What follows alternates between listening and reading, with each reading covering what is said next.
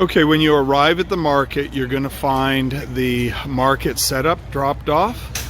Typically, you'll have all of these, and if you're selling meat, you'll also have the orange ice chest or the orange cooler. So you'll have the blue tote, your cheese ice chest, the table, the tent, and the banner is in the pouch on the outside of the tent. Okay, so when you get your tent, you're going to set it up. You just pull it out, wiggle it a little bit. If it binds on anything, if anything is hard or it's feels caught up, there's something wrong. And so what you want to do is you want to look in all the corners to see what's going on. So then that's how you spread it out, and then you pull it up to click it.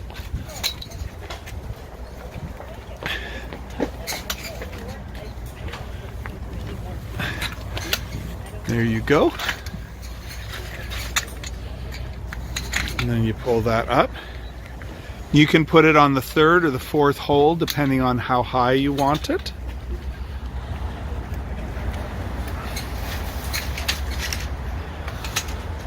That's how it goes up. So this is what you do to put your banner up. Take it on one side, don't drag it along the ground. So attach it on the top and on the bottom. So depending on how tall you are, you'll have your way of doing it. And then you unfurl it.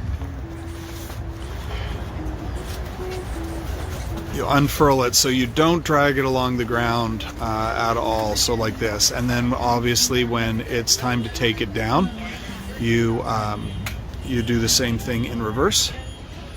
And then once that's on, you can push it up higher if you want. You can also anchor it to the top braces of the tent. And I like to take extra bungees. If you have grommets along the top of the banner, it's kind of nice to do that. So this is how you'll set up your table.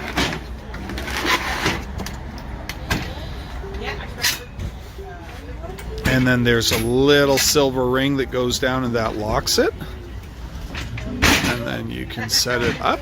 There, it just pops up like that. So inside that case, you're also going to have a dry bag. And inside the dry bag are going to be the hard cheeses. It's really important that at the end of the market, if you have any hard cheeses left over, that they go back into that bag, because if they get wet, they're spoiled.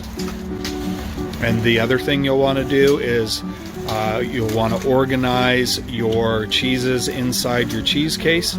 So when the market gets busy, it'll be easy to see what your inventory is, and you'll be able to pick out the cheeses you need to restock the table. So this is the Brancha. It's a Portuguese-style table cheese. There's a rumor that that's pretty good with wine and beer, but also makes an excellent sourdough grilled cheese. And if you like harder cheeses, like a Parmesan, we've got the Capricious. And you use that just the same way that you'd use a Parmesan. You can grate that over pastas, hot vegetables, or salads. And if you use it in a recipe, you're not going to lose that truffle kind of earthy finish. I've also got a feta in a sea salt brine. And it's really great if you take an avocado, cut it in half, crumble the feta inside that, drizzle it with olive oil, fresh cracked pepper, and a side of grapefruit. It's amazing. It's why we live in California. And our fresh cultured butter, if you've ever been to France and you've had French butter, it's very close to that. Really delicious, but we do have to caution you that it might be addictive. The Fromage Blanc is kind of like a cream cheese, but a little bit tangy, and is terrific on strawberries or over a bagel. Any way that you'd use cream cheese, that's just terrific. And with our Kiefers, of course, they have all the probiotic qualities that you'd expect in a really good Kiefer. We strain ours and whip them.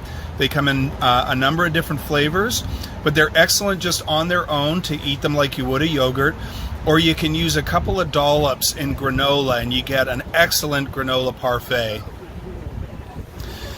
So the curds, of course, we've got our mellow yellow, the Herbie curd, and the Lonely Goat garlic.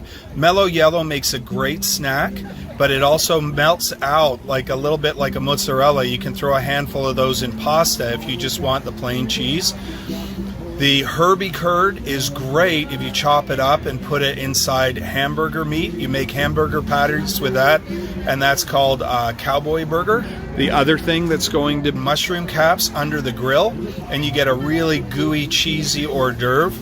But also for the Lonely Goat garlic, you can put that over bread under a broiler, and you get cheese garlic bread, which is really, really tasty.